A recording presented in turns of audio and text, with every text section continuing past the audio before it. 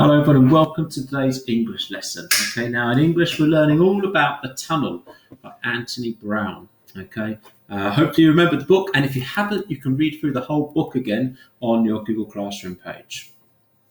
There'll be a link there. So today is Wednesday the 27th of January and our learning intention today is to be able to make sure to be able to use pictures and text from a story to develop my idea. And the success criteria, I can explore narrative gaps. I can use descriptive writing, so that'll be things like using expanded noun phrases and adjectives, and I can describe a character's feelings. Now, the plan. So first things first, you need to have a look through your plan from yesterday to remind yourself of your idea. So feel free to pause your video here, have a look through your plan from yesterday to remind yourself of your ideas. Okay? If you haven't got a plan, yesterday, or you didn't do it, or you don't want to do it, you can also see the plan which the teachers made on Wednesday, which you can have a look at, and you can use that plan for your story writing.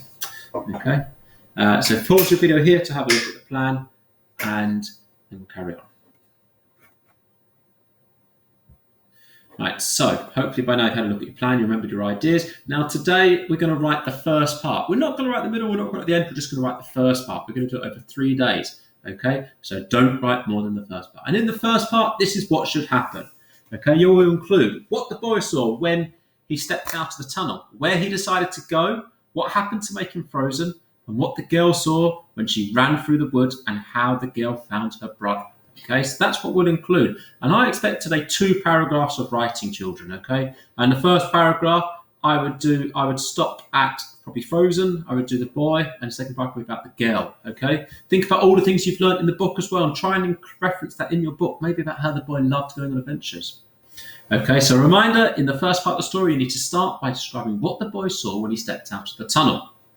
Okay, as he got to the tunnel, what could he see? Think about what the girl could see, where he decided to go.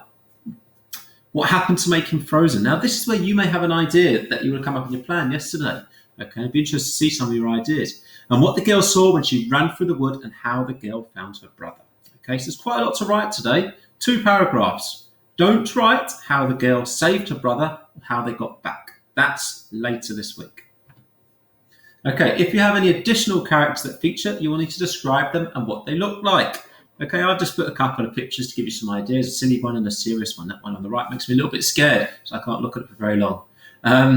But you need to make sure you're really detailed, okay? And think about when you have those characters, describe what they look like.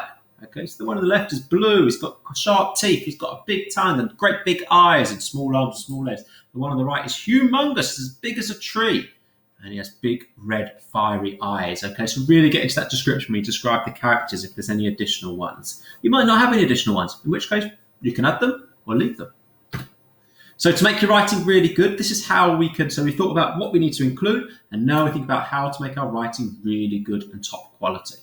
Okay, things to try, I want you to try and do. And at the end of the lesson, see if you've done all of these things. Lots of description, expanded noun phrases, okay? The slow, dark wind, the big green tree, the scary, frightening monster. Remember, a comma between your adjectives. Similes and amazing adjectives. Don't just come up with simple adjectives. Use a thesaurus. Use the online thesaurus that I taught you the other week to come up with an amazing adjective. Okay? Who can come up with the most exciting adjective? And similes, as big as a house, like we said again last week. Ideas from your plan. Don't forget to use the plan. Don't just write it from fresh ideas. Use your plan. That's why we do a plan. And how characters felt at different points of the story. Okay? All right, so how do they feel at the beginning? How do they feel at the end? How do they feel when he walked into the forest, the boy? Okay, so you need to, when you can complete your story on the Turnitin doc or on paper. Okay, so it's your choice if you want to handwrite it or do it on paper. You can do it, on Google Docs. You can do it on both if you want. It's your choice. Okay. If you do it on paper, make sure you handwrite, make sure you're joined up your writing, and make sure it's nice and neat. If you're doing it on Google Docs, make sure you've got your capital letters, space after a full stop, and you're leaving a space between your 2 paragraphs. Okay, and keep an eye on the spellings, because obviously when you use it on Docs, a red squiggly line will come up when you make a misspelling, which will help you identify which words you spelled incorrectly in the correct spelling for them. So keep an eye on your spelling.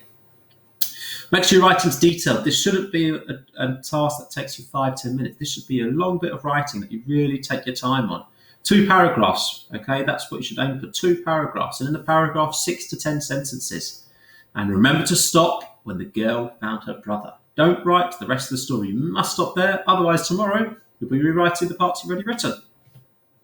Now, a challenge. So if you think you can do all of that and you want to do even better and you want to really impress the teachers, include some of the speech ideas that you wrote in your plan. So don't forget all the rules for dialogue, inverted commas, use your punctuation correctly. Make sure you're using alternatives to said to make it really good. A new speaker, new line, okay? So try and use some inverted commas if you want. And secondly, include some infronted adverbials in your writing. Okay, now fronted adverbial is an adverb at the start of a sentence to describe how the sentence is. So if you take the sentence that I've got there, the boy crawled out of the tunnel, and you add in slowly, the boy crawled out of the tunnel. Everything I've not done is a capital letter actually there. But you could add anything. Carefully, the boy crawled out of the tunnel. Happily, the boy crawled out of the tunnel. Curiously, the boy crawled out of the tunnel. There's so many different ones that you can include. Okay, so we're going to have a go at writing our example now. Okay, so I've just got up on the left this example story plan that we've made. So I'd recommend on your device going split screen or having on 2 tabs. 1 tab your story plan and 1 tab your actual work. Okay, you would have the turn-in sheet, but I'm just going to do it on here. Okay, so on the left I've got my story plan, so I can keep referring to that and thinking about it. Okay, so let's have a little look. Let me start writing mine. So as soon as the boy crawled out. I'm using lots of my ideas from yesterday. Immediately I can use them and I'm going to make them even better and even more detail. Tunnel, it was amazed. Would carefully spelling. Used. He saw it. A vast forest. So I've used an interesting adjective there, vast. Like it's a really good word to use to make it, instead of big, is a vast forest. He could hear the air silently breathing around him. It was as silent as an empty dinner board. So what I've done here, I've used my notes. I've gone a bit further. I've added a bit more detail and a few extra sentences. Okay, so I'm going to use my notes again to make it even more detailed. He could see huge, misspelled could, the huge crooked branches flowing down from the trees. And now I'm going to do a bit more description.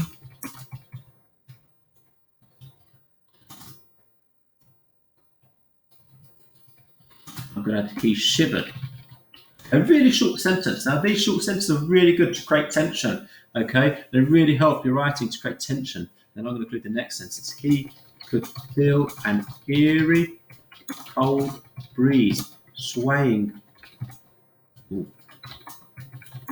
around, swooshing and whistling around the trunks of the trees. So I'm thinking back to, remember, I'm thinking back to how to make the work really good. I'm going to include feelings now, how he felt.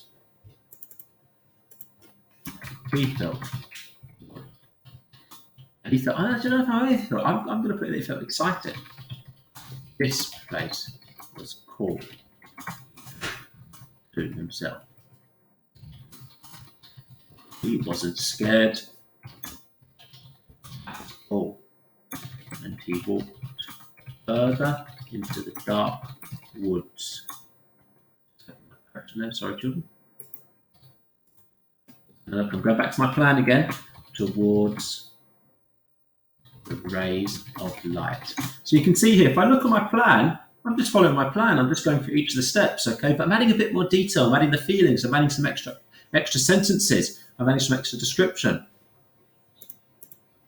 As he walked, he felt as if the trees were watching him, and the trees were watching him, and he hurried up a little. In case they were following him. He got deeper and deeper. Ooh.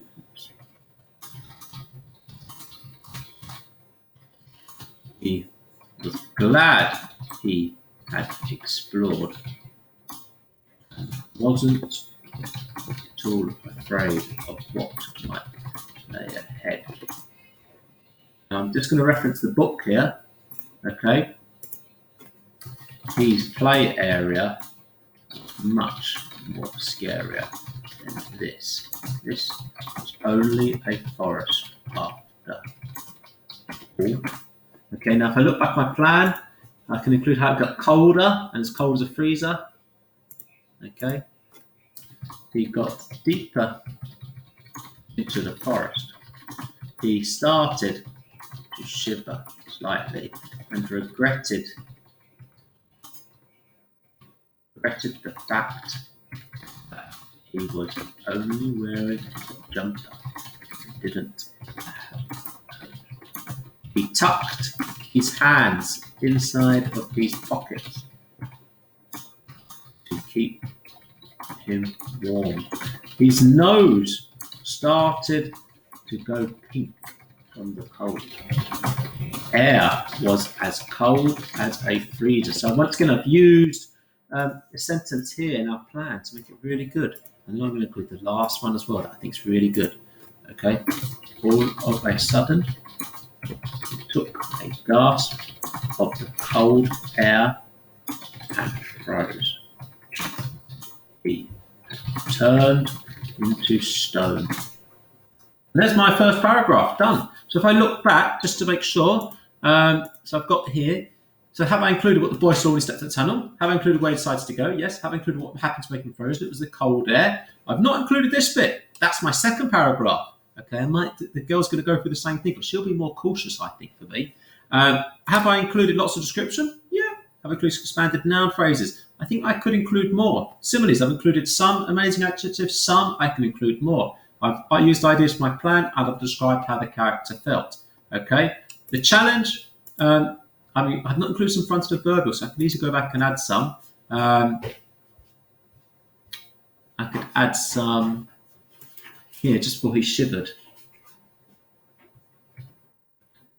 Slowly he shivered. Well, I don't know if that works that well, but fronted adverbials really help to make your writing even better. So have a try adding some. So there's my example.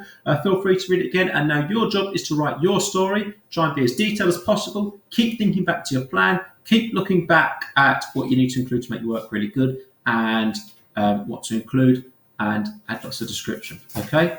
So good luck, children. Make sure you hand in your work and make sure it's detailed.